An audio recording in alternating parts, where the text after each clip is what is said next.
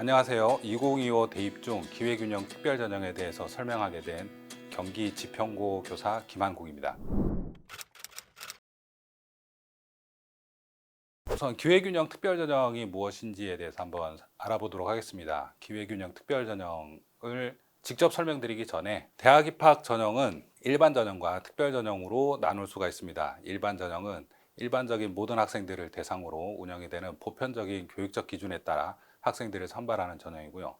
특별 전형은 특별한 경력이나 소질 또는 차등적인 교육적 보상 기준에 의한 전형이 필요한 학생들을 대상으로 선발하는 전형입니다.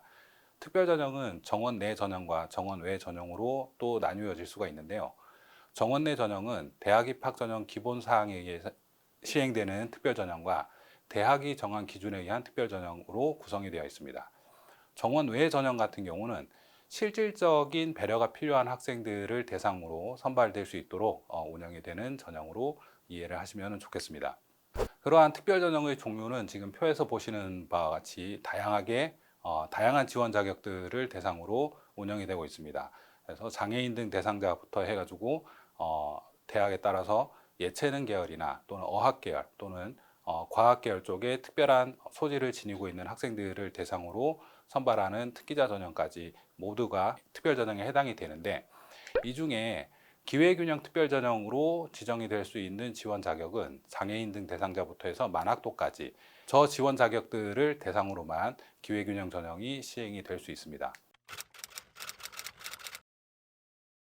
기회균형 전형에 지원할 수 있는 학생들은 지금 표에서 보시는 바와 같이 1호부터 6호까지 구분을 하고 있고요. 저 1호에서 6호에 해당하는 학생들만 지원을 할 수가 있고, 대학에서는 법령에 따라서 저 지원 대상들을 대상으로 하여 기회균형 특별전형을 운영을 할 수가 있습니다. 그리고 대학은 기회균형 특별전형을 정원 내 전형 또는 정원 외 전형으로 반드시 실시해야 하고요. 모집 정원의 10% 이상을 선발을 하도록 규정이 되어 있습니다. 그 중에 지금 빨간색 박스로 표현되어 있는 이 대상자들은 정원 내 전형 외에도 정원 외 전형으로 모집 정원 외에 추가적으로 모집을 할 수 있는 지원 자격이 되겠고요. 비수도권 대학 같은 경우는 만학도 지원자들을 대상으로 해서 정원 외 전형으로도 시행할 수 있다는 점을 또 알아두시면 좋겠습니다.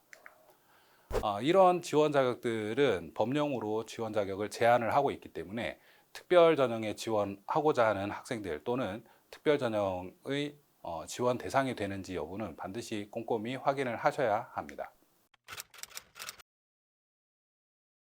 특별 전형에 지원할 수 있는 학생들은 대부분 여러 지원 자격을 가지고 있는 경우가 많습니다. 그래서 복수 지원이 가능한가에 대한 질문들이 굉장히 많이 있고요. 그리고 전형명이 또 이게 비슷한 전형명이 많이 있기 때문에 기회균형 전형이 내가 지원할 수 있는 전형인지, 또는 고른기회 전형은 기회균형 전형과 같은 전형인지, 농어촌 전형은 또 어떻게 되는지, 이런 용어들 때문에 헷갈려하는 경우가 많습니다. 그래서 이런 부분에 대해서 좀 간략하게 설명을 드리도록 하겠습니다. 이 용어에 있어서는 2024학년도 대학 입학 전형 기본 사항까지는 고른기회 특별 전형이라는 그 용어를 공식적으로 사용을 하고 있는데, 2025학년도부터는 기회균형 특별 전형으로 용어가 정의되어 있다는 것. 그렇기 때문에 대학의 모집 요강에서 나오는 고른기회 전형이라고 할 때 이 고른기회 전형이 기회균형 전형과 같은 전형인지, 아니면은 대학에서 설정한 그런 전형의 명칭인지는 지원 자격을 통해서 반드시 확인을 하셔야 되겠습니다.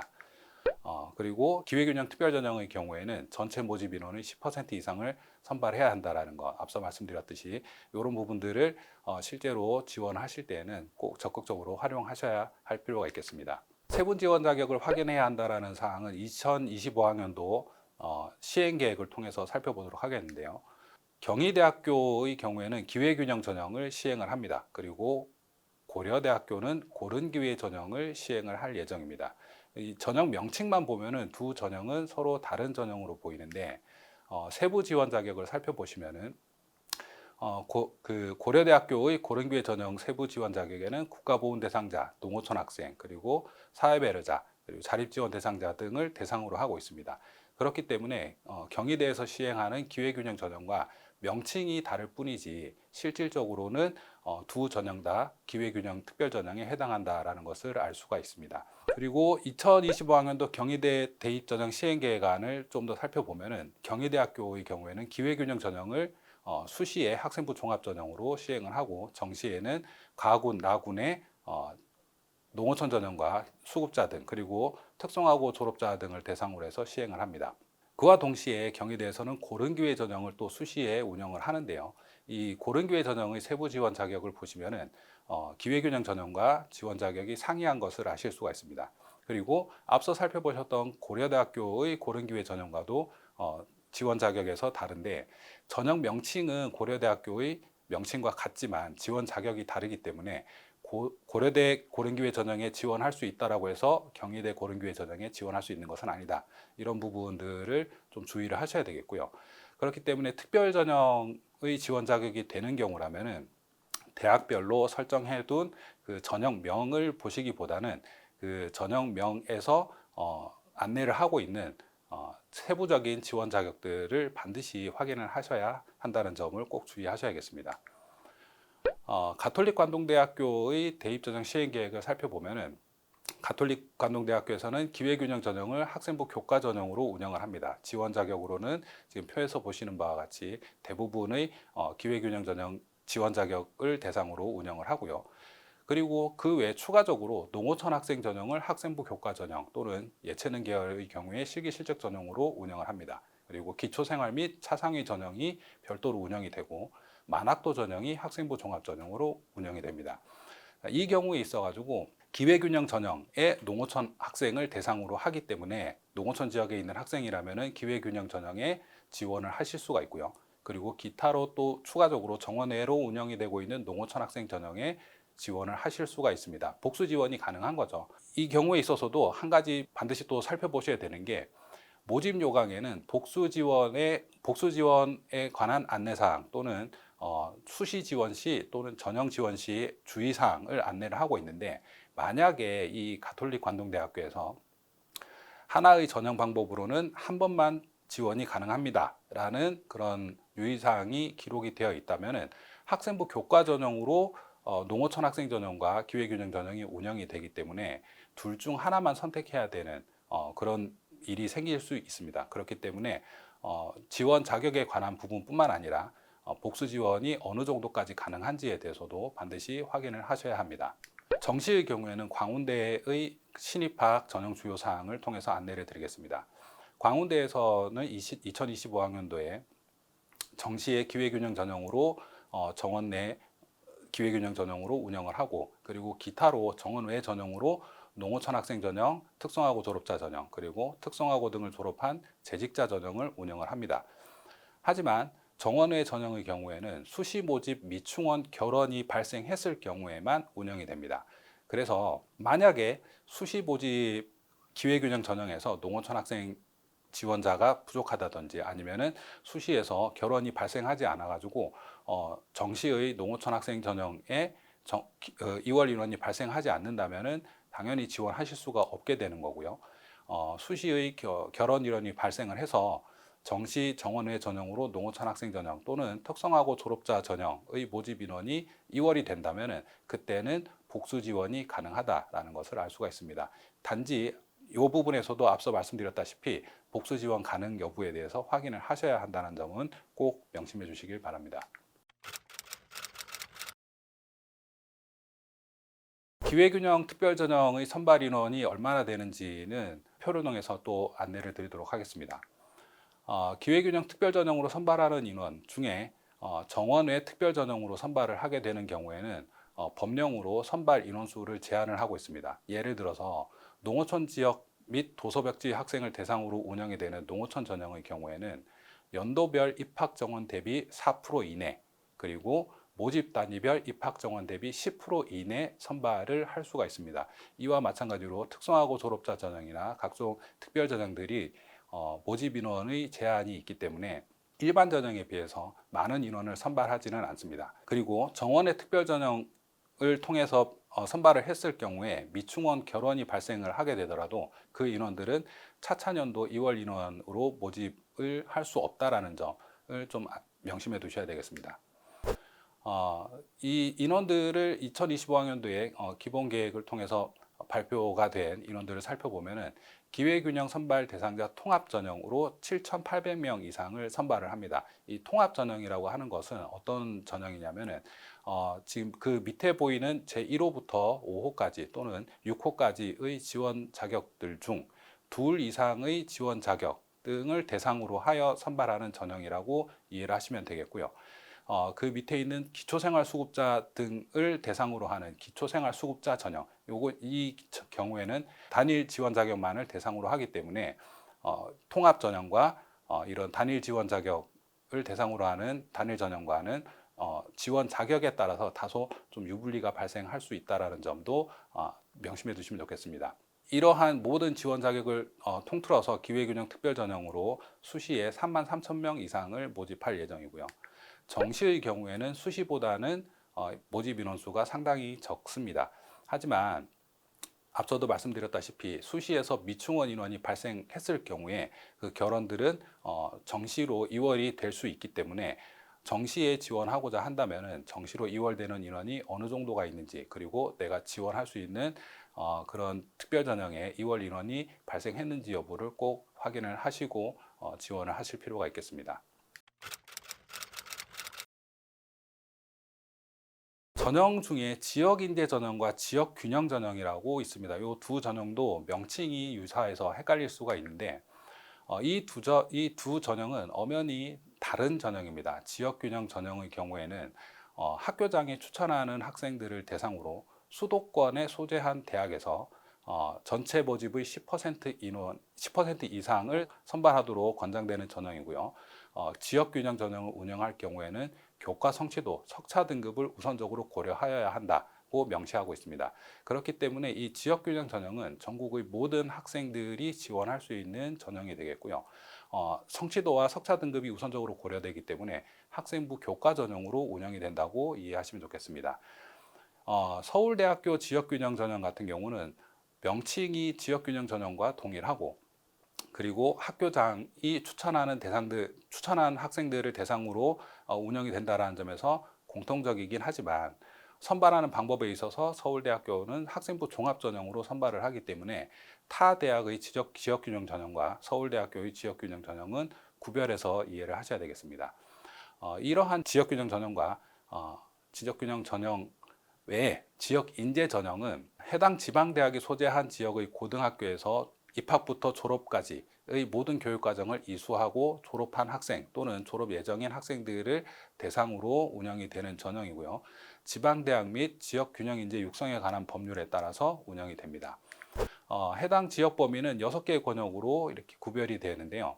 강원권과 제주권 같은 경우는 강원권은 강원도의 학생들만을 대상으로 운영이 되고 1,800명 이상을 선발합니다. 그리고 제주권은 제주특별자치도의 학생들을 대상으로 하며 450명 이상을 선발할 예정입니다.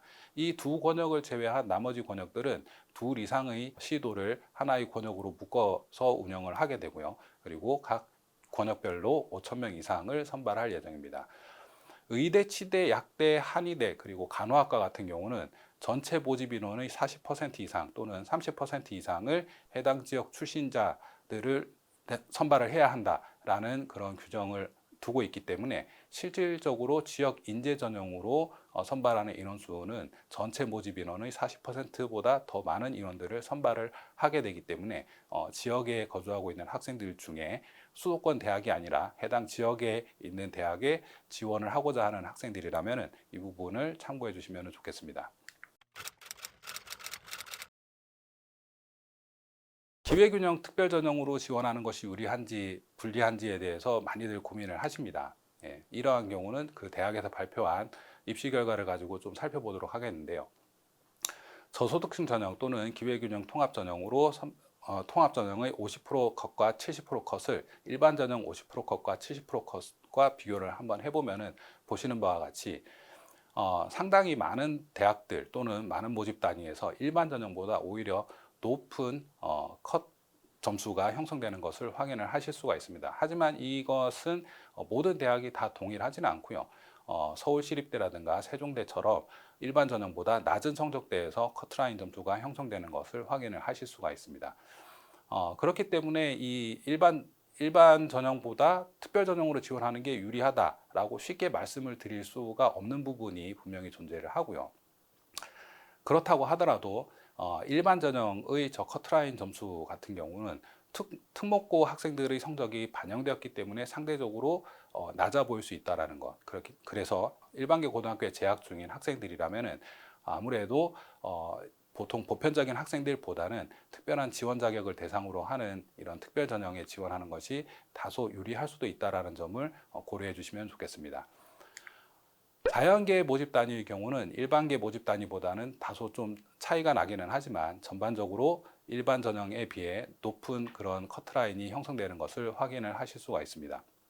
그리고 이렇게 학과나 또는 대학에 따라서 일반 전형보다 커트라인이 높을 수도 있고 낮을 수도 있는데 이 항상 커트라인이 높게 형성된다 또는 항상 낮게 형성된다라고 쉽게 말씀드릴 수 없는 이유 중에 하나가 앞서 살펴보셨듯이 특별 전형으로 선발하는 인원수 자체가 워낙 적기 때문에 입시 결과의 역전 현상이 빈번하게 발생할 수도 있다. 그리고 전년도에 비해서 올해가 더 낮거나 또는 더 높아질 수 있다는 점을 꼭 명심하셔야 되겠습니다.